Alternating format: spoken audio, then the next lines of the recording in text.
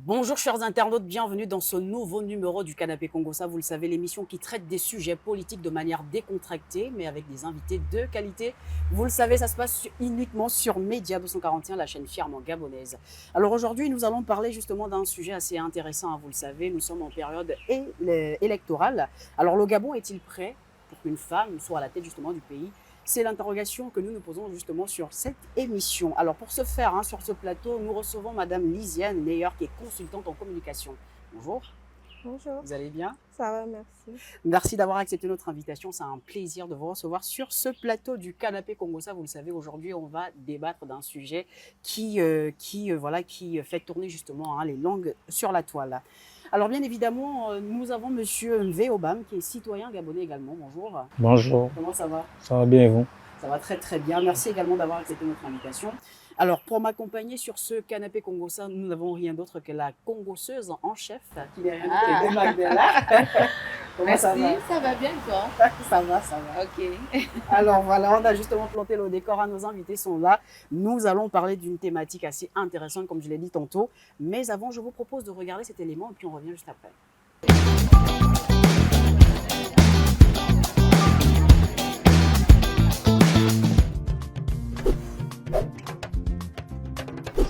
Bon, pour moi, une femme vice-présidente de la République, je pense que c'est une bonne chose. Pour une fois, au Gabon, on entend parler d'un vice-président qui est une femme, c'est une très bonne chose. Et j'espère qu'elle sera en mesure de prendre les choses en main, de mieux diriger le pays, d'être capable d'assurer et de respecter ses responsabilités. C'est formidable, c'est extraordinaire parce que nous voyons finalement, nous rentrons dans l'année de la destinée de la femme. La vie de la femme est mise en valeur. Et c'est ce qu'on en a besoin pour que le Gabon aille de l'avant. Moi je pense de manière générale c'est une très belle reconnaissance pour tout le travail que l'ancienne Premier ministre Madame Moussouka Raponda a effectué dans notre pays. Mais je pense que c'est une aussi très belle avancée, une belle reconnaissance pour tout le travail que les femmes font dans notre société. Je sais que nous sommes d'une culture très bantoue où voilà, la place de la femme c'est là, la place de l'homme c'est là.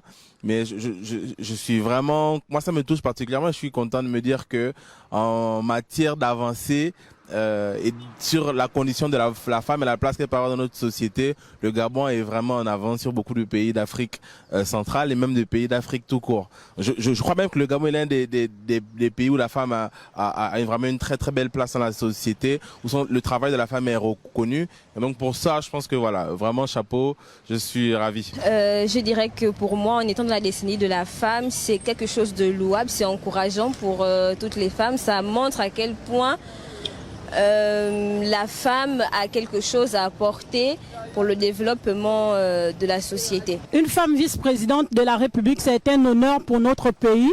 Voilà, parce que la femme, elle a toujours su gérer, elle a toujours su prendre soin. Si déjà elle prend soin d'une famille, c'est qu'elle peut prendre soin d'un pays.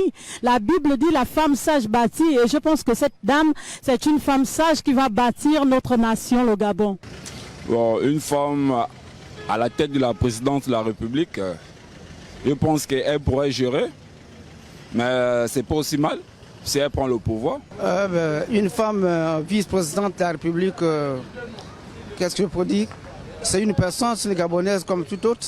Elle représente le pays. Elle représente le pays. Les hommes ont dirigé. On a mis des hommes à ce poste. Peut-être ceux qui n'ont pas pu faire, les dames pourront le faire. Pourront le faire aussi. Donc je ne vois pas d'inconvénient comme être une femme vice-présidente de la République. C'est a été Premier ministre, pourquoi pas vice-présidente de la République. Un jour on pourrait dire aussi que le Gabon pourrait être dirigé par une femme aussi, on ne sait pas.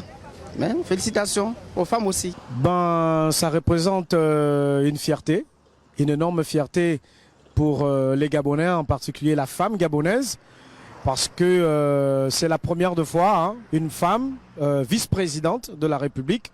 Et nous connaissons le parcours de Madame Moussouka.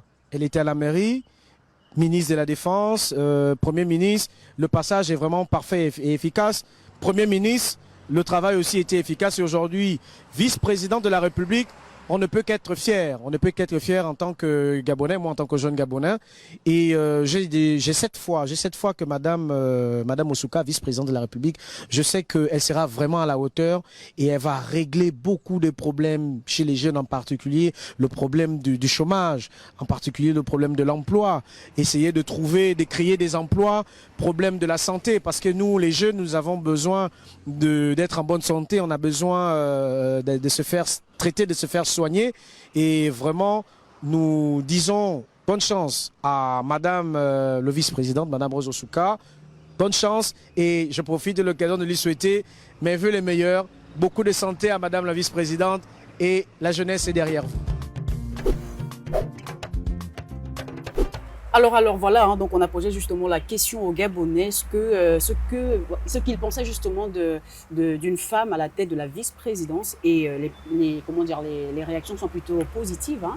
Donc comme ça, avant même de rentrer dans le vif du sujet, on va peut-être prendre comme ça quelques avis de Madame Lisiane, de Monsieur MV, pour savoir déjà quand Madame Rose Christiane Osouka Raponda a été justement vice-présidente, a été élue vice-présidente, qu'est-ce que ça vous a fait?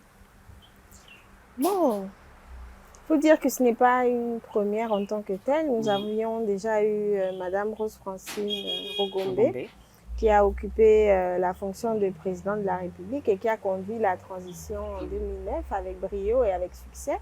Donc, elle avait déjà... Par intérim quand même. Oui, c'est ce que je dis. Elle a occupé la fonction de présidente de la République pour conduire la transition. Donc, c'était effectivement un intérim, mais elle a occupé la fonction de présidente de la République avec brio et avec succès. Pour ceux qui ne s'en souviennent pas, peut-être les jeunes qui regardent cette émission, 2009 a été une année compliquée pour le Gabon, où on a perdu successivement une première dame et un président de la République en exercice. Le pays, on pensait qu'il allait être mis à feu et à sang, on pensait que plus rien n'allait se faire, qu'on allait sombrer dans la guerre civile, etc. Et cette dame a su gérer cette période fatidique, sensible, avec avec brio, avec tact. Elle a eu la main ferme, sa main n'a pas tremblé, elle a gardé des institutions fortes. Nous avons organisé des élections apaisées qui se sont passées en toute transparence et qui ont vu l'accession au pouvoir de son Excellence Ali Bongo Ondimba. Donc oui, c'est possible pour une femme de diriger et de le faire aussi bien qu'un homme. Donc effectivement, comme Madame Rose Christiane Osouka a été nommée vice-présidente de la République, nous ne pouvons que nous en féliciter. C'est une dame au parcours brillant qui a fait ses preuves dans l'administration publique en tant que ministre du budget, en tant que maire de Libreville, en tant que Premier ministre. Elle a un parcours, elle a un vécu, elle a un CV calibrée et je pense qu'elle est tout à fait apte à remplir cette fonction et à servir les Gabonais avec excellence. Avec brio. Voilà, donc Madame Lisiane vient de nous donner comme ça quelques éléments de ces arguments parce qu'on va débattre tout au long justement de cette émission. Alors Monsieur MV Obam, lorsque vous voyez justement Madame Rose Christiane Osouka à la vice-présidence, ça vous évoque quoi? Pour moi, j'ai l'impression que c'est ma mère qui dirige un foyer. Bon, en général, ça ne me surprend pas. Ça ne me surprend pas parce que je sais que cette dame, elle a beaucoup de valeur dans le pays. C'est une mère pour le Gabon. Donc, déjà, comme elle a dit, Madame Osouka a été maire de Libreville. Elle a su gérer la mairie de Libreville. Aujourd'hui, la mairie, elle est comme elle est aujourd'hui. C'est un peu grâce à cette femme. Parce que si je dis grâce à cette femme, c'est parce que c'est la première femme à avoir dirigé la mairie de Libreville. Aujourd'hui, elle est vice-présidente de la République. Pour moi, je me réjouis. Pourquoi pas président de la République un jour? Ça, c'est un autre volet. Alors, Maggie, vice-présidente de la République. Oui, vice-président de la République, je vais aller dans le même sens que nos invités. On est très fiers et en plus, nous sommes à la décennie de la femme. Et le président de la République, son Excellence Ali Bongo Ondimba, veut voir les femmes dans la sphère politique parce qu'elles sont peu nombreuses. Donc, du coup, oui, moi j'adhère tout simplement. Voilà. Donc, ça vous a fait plaisir justement de voir une femme à la tête de... Représentante en fait qui peut parler pour nous, qui peut gérer des problèmes pour nous qu'on connaît au quotidien. Donc voilà. Alors cette fois-ci, on parle justement d'élections présidentielles. Il y a 2 femmes qui sont justement en lice, hein, Madame Paulette Missambo et Madame Lasseni Dubose. Alors, aujourd'hui, est-ce que justement une femme serait capable de prendre la tête de la présidence et diriger le pays? Alors, il faut le savoir, nous sommes une population estimée à 2 millions, peut-être voire un petit peu plus. On est peu, mais avec beaucoup de problèmes. Est-ce qu'une femme est capable justement de gérer ce pays-là? Après, il faut faire la nuance, parce que gérer un foyer ou gérer la maison, c'est pas pareil.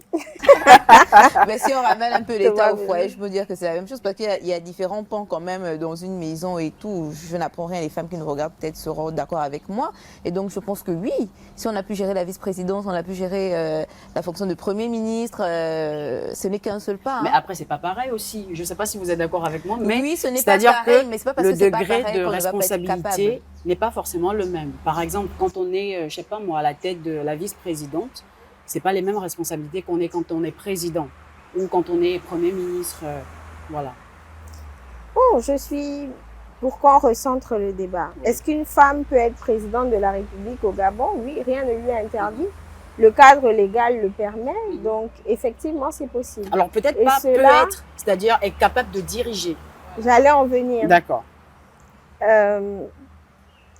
Omar Bongo déjà, feu président Eladj Omar Bongo déjà, avait donné cette possibilité aux femmes d'accéder à toutes les fonctions et à tous les postes de responsabilité de l'État.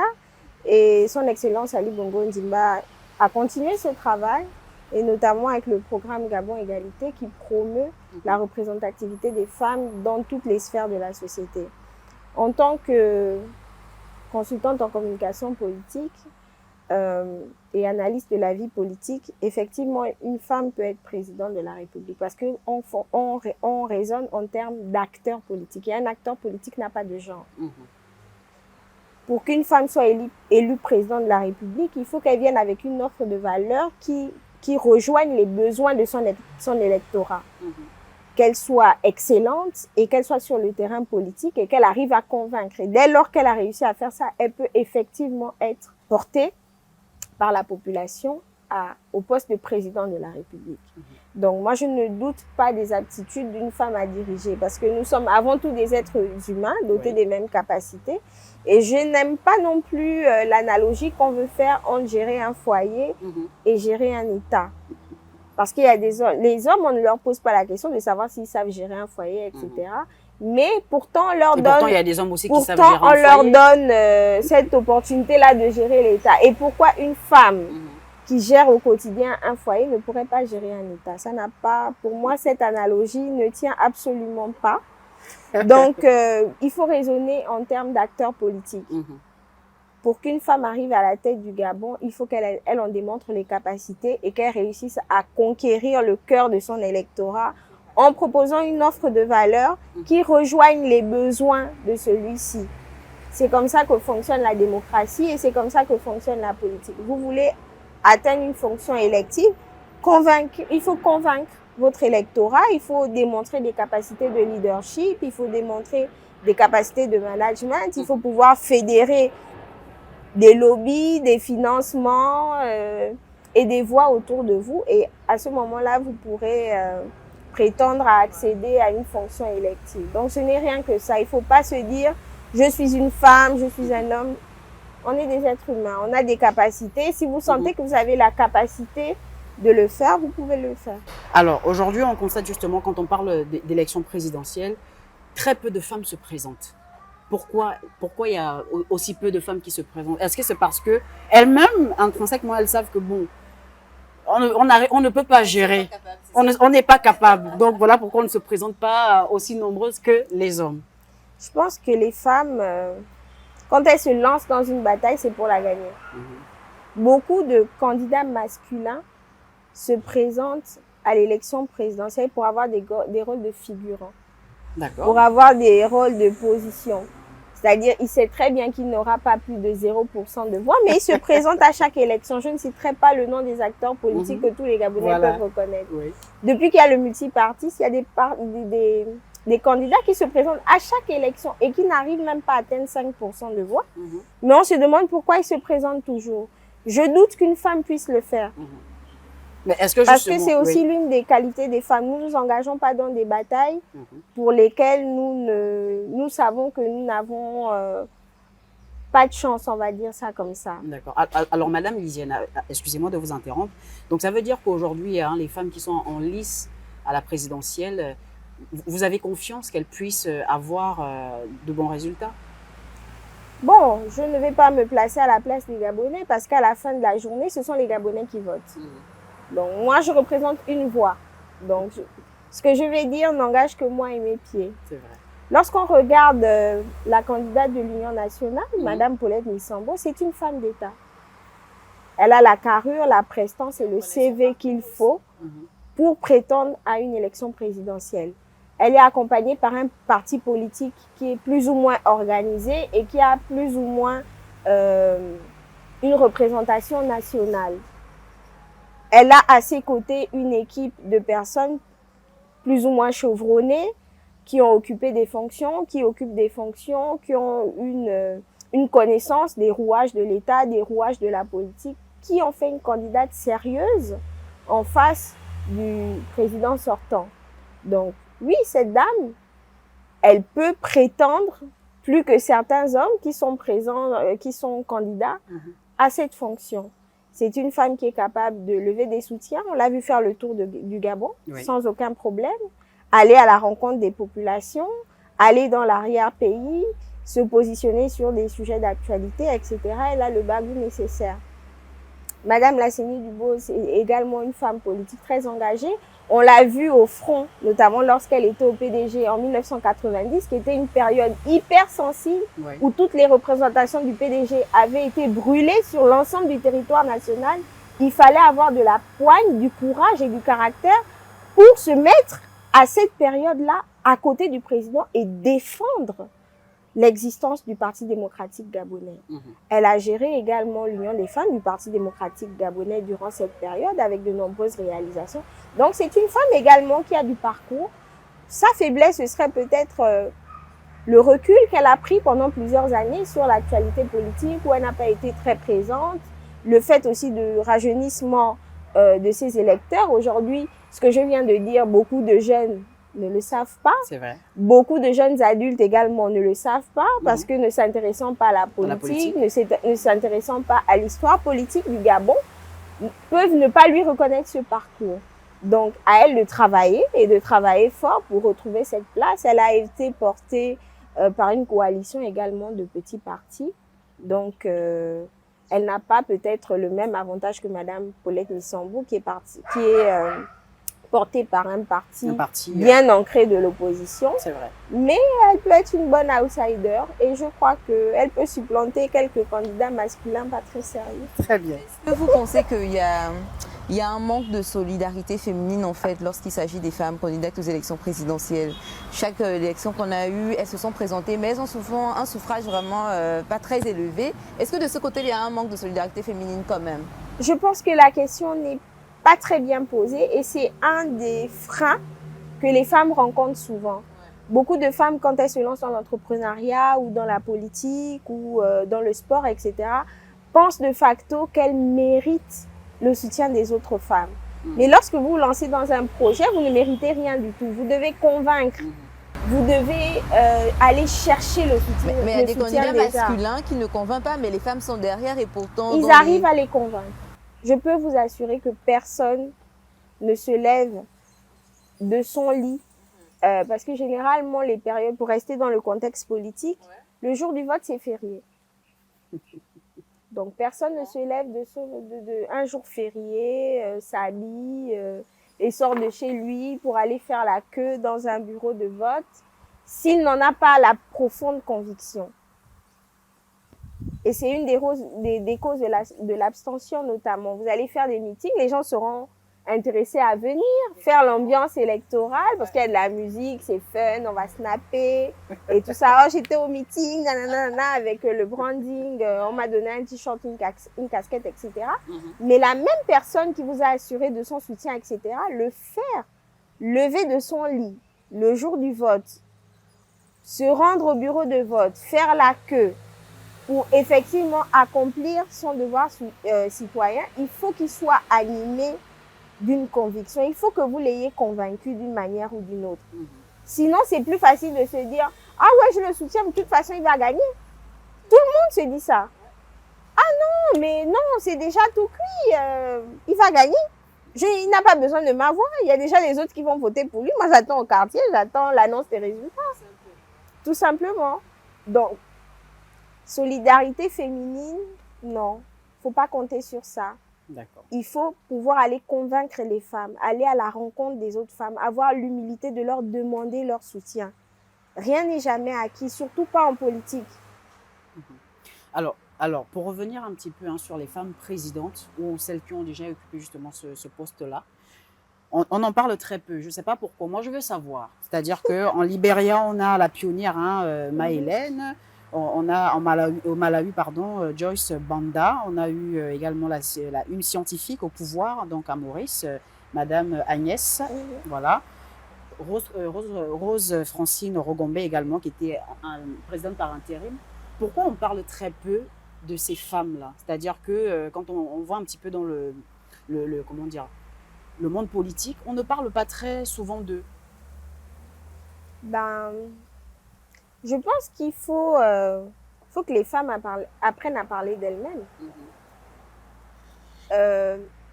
C'est vrai que la cause féminine a compris qu'il fallait associer les hommes pour réussir. Nous avons vu la campagne E4She, par exemple, de dire aux hommes soyez des ambassadeurs pour les femmes. Mais c'est aussi déresponsabiliser les femmes elles-mêmes. Si personne ne parle de vous, parlez vous-même de vous. Vous voyez? Mais est-ce que c'est pas... La politique, c'est un univers qui a été très masculinisé. Et aux femmes de trouver les voies et moyens d'exister au milieu de cet univers très masculin. Et comme je disais, lorsque vous en sentez les aptitudes, lorsque vous avez la volonté, lorsque vous avez l'appel, parce que je pense qu'il faut un appel pour se mettre au service, parce que c'est vraiment ça un acteur politique, vous vous donnez les moyens d'y arriver. Donc, elles ne sont pas très nombreuses, vu le nombre de pays que compte le continent. Vous en avez cité 4 ou 5. Ça peut aussi expliquer le fait qu'elles soient noyées par autant de présence masculine également. Donc, il faut rester scientifique également sur cette question. Elles ne sont pas nombreuses. D'accord. Alors, c'est vrai, c'est un exemple, même si vous n'aimez pas forcément que je le prenne. Mais en fait, moi, je pense que pour vraiment contextualiser, c'est-à-dire que quand une femme, par exemple, elle est au foyer avec son mari, etc., et que c'est elle qui travaille, imaginons, les deux travaillent, imaginons, et qu'elle a un salaire plus conséquent que son mari, c'est-à-dire que, voilà, sa place de femme, j'ai pas envie de dire les mots qui fâchent. Mais vas-y. C'est-à-dire que sa place de femme, c'est-à-dire qu'elle va l'oublier et penser que c'est maintenant elle le chef de la famille. Voilà. Est-ce que ce ne serait pas aussi un petit peu, c'est-à-dire prendre cet exemple-là pour la présidence, si une femme justement est à la présidence de la République? Est-ce que ce ne serait pas aussi maintenant noyer ces hommes-là? Vous savez, la première qualité de Dieu, c'est laquelle? Dites-nous. La première qualité de Dieu, c'est le pourvoyeur. Dieu pourvoit. C'est pour ça qu'on lui adresse des prières, parce qu'on sait qu'il pourvoit. On sait qu'il gère, en fait. Et c'est cette place que doit occuper un chef de famille. Donc, lorsque cette place est occupée par une femme, de facto, elle devient le chef de famille. D'accord. Okay. Ça, c'est une peur complètement masculine. Est-ce que vous comprenez? Ok. Sans renier la place de quoi que ce soit. Si votre femme devient le pourvoyeur de votre foyer, automatiquement elle est chef. Et un chef doit chefer. Mais est-ce que ça ne va pas aussi peut-être poser aussi la même question de la Par contre, oui, une femme a une façon de diriger. Et je suis d'accord avec vous que les femmes se trompent en voulant singer la façon de diriger des hommes.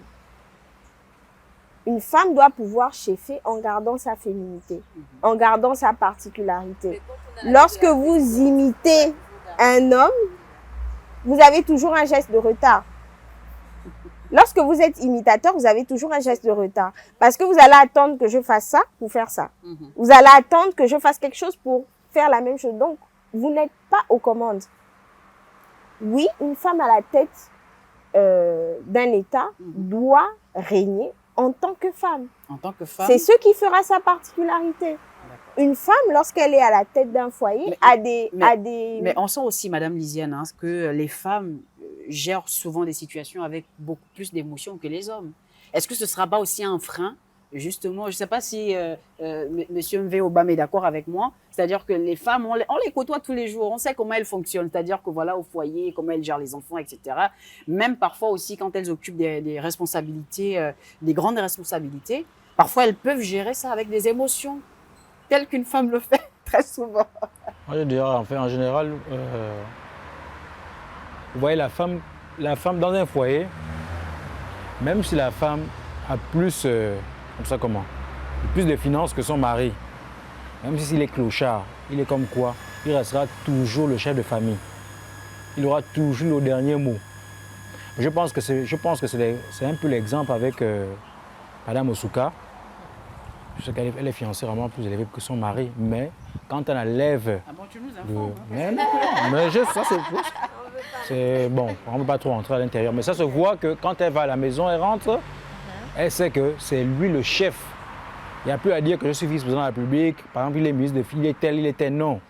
C'est ça en fait. Mais est-ce que c'est pas ça aussi le risque? C'est-à-dire que quand la femme, imaginons, on a une femme présidente, voilà, et à la maison, est-ce qu'elle ne va pas faire justement régner cette autorité-là? C'est moi la présidente de la République. C'est deux débats complètement différents. C'est vrai. Et lorsque je disais que quand une femme devient le pourvoyeur, c'est l'homme qui organise son foyer. Vous avez des hommes qui, conscients de cette réalité et sachant que leur femme gagne beaucoup plus qu'eux, vont lui dire « Tu t'arrimes à moi, mon train, mon style de vie et le salaire que je gagne. » D'accord? C'est-à-dire, c'est pas parce que tu gagnes 500 millions qu'on va aller vivre à la Sablière. Moi, ce que je peux t'offrir, c'est de vivre au charbonnage. On va vivre au charbonnage. Et je vais rester le chef de famille. Ce que tu gagnes en plus, tu vas le gérer comme tu veux, mais je garde la main sur mon foyer en tant que chef de famille. C'est ça la place de pourvoyeur. C'est de se dire, ma femme gagne plus que moi, mais je vais continuer à m'occuper d'elle. Mais ça, c'est en théorie, Madame Lisiane. Ça, c'est en théorie. C'est-à-dire que quand on est sur la pratique, c'est-à-dire quand on est vraiment face à la situation, mais est-ce que la femme c'est-à-dire que, est-ce que ça va se passer tel quel? Oui, il y a beaucoup de femmes qui gagnent plus que leurs hommes, et vous ne le saurez jamais. Et ça se passe bien. Parce que ces hommes ont gardé la main sur l'autorité et la chefferie du foyer. J'ai du mal Maintenant, à faire une femme, j'ai du mal un homme qui laisse sa femme prendre la chefferie se comporte comme une femme. Et elle devient un homme. C'est la loi de la nature. Vous verrez dans les tribus de fauves, par exemple, les tribus de lions, de tigres, etc., les plus grandes chasseuses, ce sont les femmes. C'est vrai. Mais les hommes, les lions, gardent la main. Vous ne verrez jamais une louve ou une lionne, chef de meute. Ça n'existe pas. Voilà. Donc, vous pouvez avoir une femme beaucoup plus forte, beaucoup plus puissante que vous. Ce sera à votre bagou d'homme de la ramener à sa place. Mais si vous la laissez prendre la chefferie, elle va l'exercer. Donc, ça, c'est un autre débat qui nous éloigne du débat principal. Mais alors, avant justement de poursuivre, hein, moi, j'aimerais quand même, parce qu'aujourd'hui, nous sommes le 17 août, hein, un geste patriotique de notre part quand même. Je sais pas, peut-être chanter l'hymne national en chœur. On a des voix de corbeau. Oui, alors Maggie, elle chante très très bien l'hymne national. Alors aujourd'hui, justement, c'est le 17 août. Alors, s'il fallait justement dire un mot par rapport à la fête de l'indépendance, ce serait quoi? On va faire un petit tour de table. Alors, on va commencer avec Maggie. Honneur aux invités. Qu'est-ce que je pourrais dire à nos compatriotes? Déjà, c'est la 63e année, voilà, de l'indépendance au Gabon et on a évolué avec le temps. On a essayé vraiment de préserver la paix dans notre pays et que cette paix-là demeure, que la cohésion demeure, peu importe les différences ethniques, religieuses, politiques aussi. Donc, bonne fête de l'indépendance à tous. Alors, Madame Lisiane. Alors, ce que je pourrais dire aux Gabonais, c'est que 60 ans après l'accession de notre pays à l'indépendance, nous devons adopter des comportements responsables. Nous devons être conscients que le Gabon, les valeurs de la République au-dessus des intérêts personnels, pour ceux qui ont la gestion de la chose publique, pour les citoyens lambda, que nous soyons disciplinés et que nous soyons conscients que c'est tous ensemble que nous pourrons faire de ce pays un pays digne d'envie, comme le disent les paroles de l'hymne national. Donc, je nous souhaite à chacun une très bonne fête de l'indépendance et soyons patriotes, soyons fiers de nos couleurs, soyons conscients que chaque fois que nous posons un acte, nous faisons soit du bien, soit du mal à notre pays. Donc, soyons du bon côté de la force, aimons-nous les uns les autres et je pense que tout ira pour le mieux. Très bien. Voilà, les trois couleurs, justement, le vert, jaune, bleu. Moi, j'aimerais comme ça, petit entonnement de l'hymne national. Je ne sais pas si... non. Pour chanter l'hymne national, il faut être dans une posture. Ben oui, bien sûr, bien évidemment. Il faut qu'on se mette debout parce que c'est l'hymne national de notre pays. Alors, je sais pas, moi, j'ai pas une bonne voix. Hein. Unis dans la concorde et la fraternité, éveille-toi Gabon, une aurore se lève, encourage l'ardeur qui vivre nous soulève. C'est enfin notre essor vers la félicité, c'est enfin notre essor vers la félicité.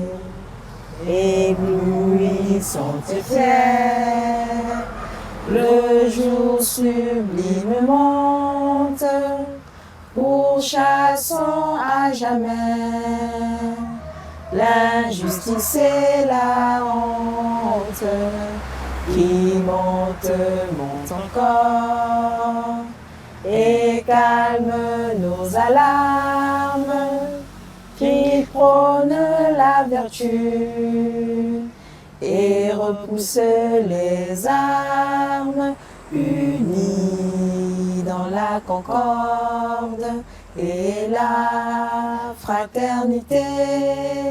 Éveille-toi Gabon, une aurore se lève, encourage l'ardeur qui vivrait nous soulève. C'est enfin notre essor vers la félicité, c'est enfin notre essor vers la félicité. Bonne fête de l'indépendance à tous, voilà. Donc vous êtes connectés avec nous sur le canapé Congossa. On parlait justement des femmes au pouvoir. Est-ce que les femmes sont capables de prendre comme ça la tête de la présidence? Alors pour Madame Lisiane Neyer, c'est plutôt quelque chose qui est faisable et c'est une grande possibilité qu'aujourd'hui une femme puisse prendre justement la tête de la présidence et gérer aussi bien qu'un homme. Effectivement, rien n'empêche une femme d'accéder au pouvoir. Il faut tout simplement qu'elle se mette au travail. S'il y a des femmes, et j'encourage d'ailleurs les jeunes femmes à plus s'intéresser à la chose politique, à la gestion de la chose publique, construisez-vous un parcours. Il n'y a pas de génération spontanée. Bâtissez-vous une réputation, bâtissez-vous un parcours solide, travaillez sur vous. Il faut pouvoir acquérir des connaissances, des capacités, connaître les rouages de l'État. La fonction de président de la République, c'est une fonction tellement stratégique et tellement essentielle. Et lourde de responsabilité aussi. Une très lourde responsabilité. On ne peut pas se présenter à une élection de façon pour plaisanter en fait. Donc effectivement, s'il y a des femmes gabonaises qui s'en sentent la capacité, qu'elles se donnent les moyens d'y arriver. C'est possible. Il faut avoir le courage d'aller à la rencontre des Gabonais, à la rencontre des électeurs, les convaincre, gagner leur cœur, gagner leur soutien. Et alors, effectivement, nous pourrons avoir une femme à la tête de la présidence de la République gabonaise. Alors, lorsque j'entends parler à Madame Lisiane Meilleur, on dirait une future présidente. Alors, est-ce que c'est quelque chose qui vous traverse comme ça l'esprit, peut-être quelques années plus tard, vous présenter comme ça aux élections présidentielles? Je suis passionnée de politique, je suis passionnée de travail, je suis passionnée par l'humain. Donc, pourquoi pas dans quelques années, effectivement, si j'en ai l'occasion, si je m'en donne l'occasion, parce que j'aime garder la main, pourquoi pas, effectivement. Je pense que vous ferez certainement une bonne présidente avec les convictions que vous avez. Voilà, malheureusement, notre émission tire déjà à sa fin. Donc, on a fait justement le tour sur la question. Alors, Monsieur Mvé Obama, est-ce qu'il y a un dernier mot comme ça sur cette thématique-là, donc les femmes à la tête du pouvoir, notamment à la présidence? Est-ce que c'est possible? Non, c'est possible. Juste que j'encourage les femmes, en fait. Surtout les deux qui sont en liste. Juste que, comme elle a dit, il faut juste qu'elle puisse se battre à convaincre les électeurs. Rien n'est difficile. Si un homme a pu prendre le pouvoir, c'est qu'une femme peut prendre le pouvoir. C'est juste ça. La femme a plus de valeur que l'homme, excusez-moi. Non, c'est vrai. Je voulais dire une dernière chose, Oui, si vous sûr, permettez. évidemment. Je veux rétablir quand même une vérité. Oui. Beaucoup de Gabonais pensent que culturellement, la place de la femme, c'est à la cuisine. Ah non, moi j'ai... C'est foncièrement faux. Et c'est mal connaître l'histoire des peuples bantous et l'histoire des peuples du Gabon que de dire ça. Tous les rites gabonais initiatiques ont à la base une femme. Les femmes ont toujours eu leur place dans le pouvoir que nous avons conçu, nous, en tant que peuple. Nous avons aujourd'hui une hiérarchisation du pouvoir très occidentale qui a notamment très dominé par le patriarcat qui est venu biaiser cette position qu'avait la femme, et beaucoup de gens pensent que culturellement c'est pas possible, nos traditions, nos valeurs disent que la femme, c'est très faux. Et vous verrez qu'il y a certains peuples qui ont su préserver ça. Même dans notre histoire, nous avons tout près, j'ai pas envie de parler d'Abla Pokou parce qu'il s'agit de l'Afrique de l'Ouest, mais en Afrique centrale, nous avons une reine très puissante dans les plateaux Batéké, la reine Galifuru, qui a été une reine très très puissante, qui a su gérer tout un empire avec beaucoup de brio. Donc, il n'y a aucun frein, il n'y a pas de frein culturel, il n'y a pas de frein légal, il n'y a pas de frein... quel qu'il soit, qui puisse empêcher une femme de rêver d'abord, parce qu'à la base, il doit avoir un rêve, il doit avoir un appel, il doit avoir de la conviction, de rêver à cette position. Mais ensuite, il faut le travail, comme je le disais, parce que je ne crois qu'au travail. Si vous travaillez, si, comme a dit mon frère, vous avez le courage de vos convictions, allez à la conquête du pouvoir, allez conquérir le cœur de vos électeurs, allez conquérir leur soutien et leur amour, et je pense que certainement vous pourrez y arriver. Voilà, donc il faut justement avoir de la motivation, la détermination, et puis le travail également derrière. Et puis je pense que tout va justement aller de plus belle. Alors Maggie, tu te vois peut-être un jour comme ça, présidente de la République du Gabon? Quelle grande ambition, mais pourquoi pas? Mais pour le moment, non. Je pense que, comme disait Madame Leyer, il faut d'abord faire son chemin. Il faut apprendre aussi, parce que on peut pas prétendre occuper une telle fonction avec de telles responsabilités sans avoir un background, sans au moins avoir été dans les coulisses de ce qui se passe en amont. Donc oui, il faut de certaines études sur le terrain, comme à l'école en fait, tout simplement. Voilà, donc on a fait justement le tour. C'était un plaisir de partager ce plateau avec vous, chers internautes. Merci Madame Leyer, Lisiane Leyer, pardon. J'espère ne pas avoir été trop sérieuse. Non, ça va. C'est vrai que sur le canapé Congossa, c'est justement une émission décontractée et décalée. Merci également à Monsieur Mvé Obama, un citoyen gabonais qui a justement accepté de venir sur ce canapé Congossa nous parler, de nous donner comme ça son avis sur cette thématique-là. Le Gabon est-il prêt pour une femme à la tête du pays. L'avenir nous le dira. Nous, on a donné comme ça quelques-uns de nos arguments. Donc voilà, Maggie, on a fait justement le tour. Oui, on a fait le tour. Voilà, merci encore une fois de plus à nos invités et surtout merci à vous, chers internautes, vous qui avez justement été là jusqu'à la fin de notre émission. On se retrouve pour un prochain numéro. D'ici là, gardez le sourire.